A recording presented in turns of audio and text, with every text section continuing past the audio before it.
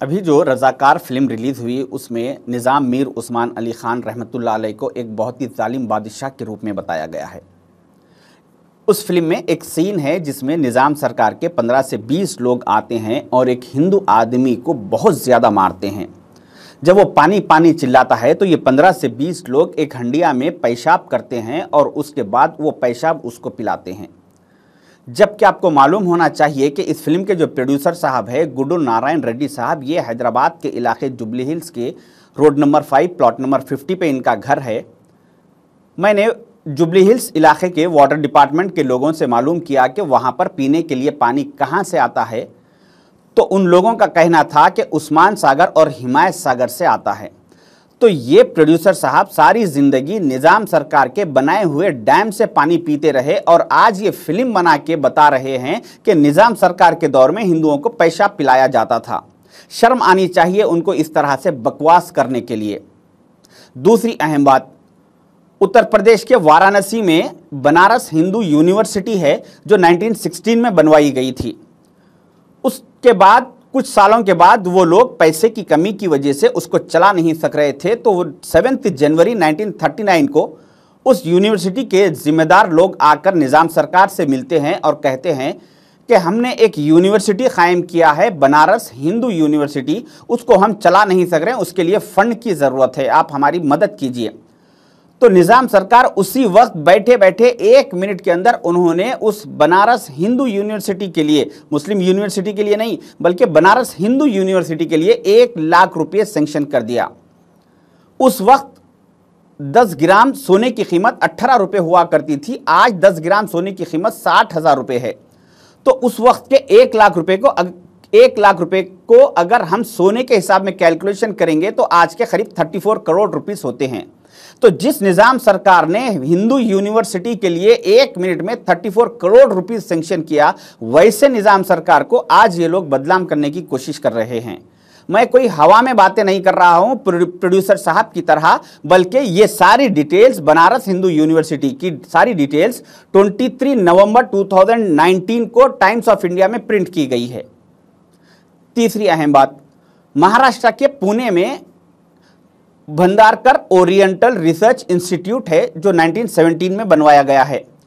उसके कुछ सालों के बाद पैसे की कमी की वजह से वो लोग भी उसको चला नहीं पा रहे थे, तो उन लोगों ने 1932 में निज़ाम सरकार से आके मुलाकात की और कहा कि निज़ाम सरकार, हमारा एक इंस्टीट्यूट है जिसमें हम बच्चों को हमारी मजहबी किताब महाभारत पढ़ाते हैं, तो वो बच्चों को ला के रखने के लिए हॉस्टल नहीं है, आप हमारी मदद कीजिए, उसमें हॉस्टल बनवाइए और हमारी किताब महाभारत का पब्लिकेशन करने के लिए, तबलीग करने के लिए हमें कुछ पैसों की ज़रूरत है।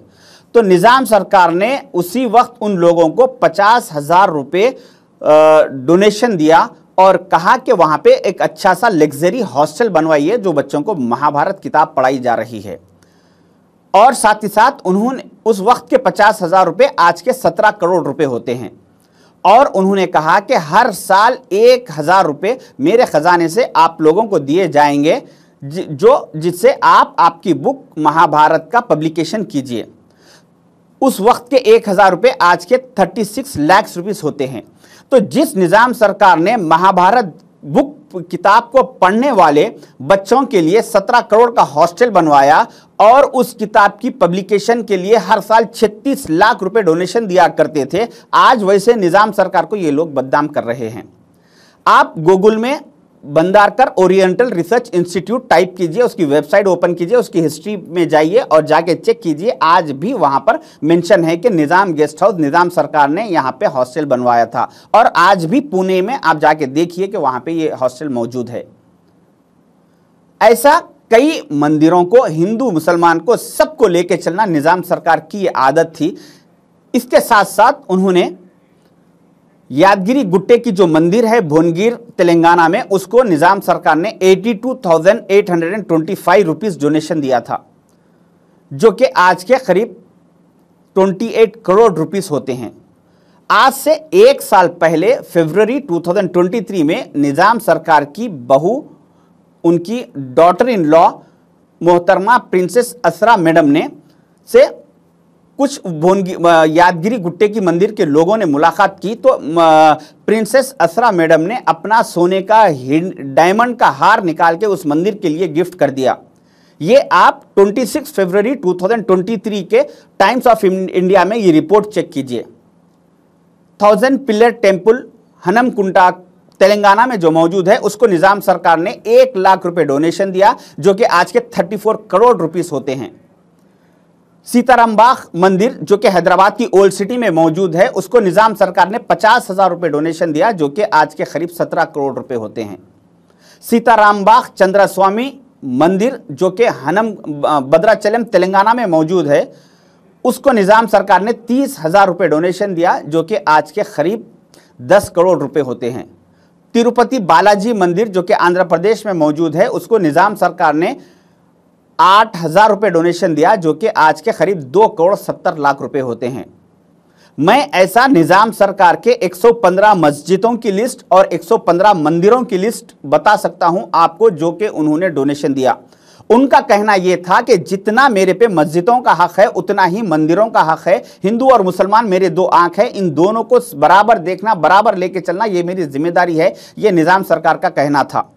ये जो प्रोड्यूसर साहब आज उनके ताल्लुक से झूठा प्रोपोगंडा कर रहे हैं, ये कोई जाहिल आदमी नहीं है, ये पढ़े लिखे हैं। इन्होंने बीकॉम LLB किया है, वो भी हैदराबाद की उस्मानिया यूनिवर्सिटी से। ये प्रोड्यूसर साहब सारी जिंदगी निजाम सरकार के बनाए हुए डैम का पानी पीते रहे और इन्होंने सारा एजुकेशन निजाम सरकार की बनाई हुई यूनिवर्सिटी से हासिल किया और आज उन्हीं को चंद वोटों के खातिर, चंद फिरका परस्ती के खातिर उनको बदनाम करने की कोशिश कर रहे हैं। इस तरह से इन्होंने और एक बहुत गंदा सीन उस फिल्म में बताया कि कुछ औरतें बदकम्मा खेल रही थी तो निजाम सरकार के लोग आकर उन औरतों को मार के, उनके पूरे कपड़े उतार के, उनको नंगा करके उनके साथ बदकम्मा खेला और उनके साथ बदतमीजी की, गैर गलत हरकतें की और उसके बाद जब उन लोगों का उनके साथ दिल भर गया तो उन औरतों को जिंदा जला दिया गया। इस तरह से ये झूठा प्रोपोगंडा ये फिल्म में बता के हिंदू और मुसलमानों को लड़ाने की, बांटने की कोशिश कर रहे हैं। तो मेरी आप लोगों से रिक्वेस्ट है कि ऐसे लोगों की बातों में, ऐसे फिरका परस्त ऐसे लोगों की बातों में मत आइए और अपना इत्तेहाद बरकरार रखिए।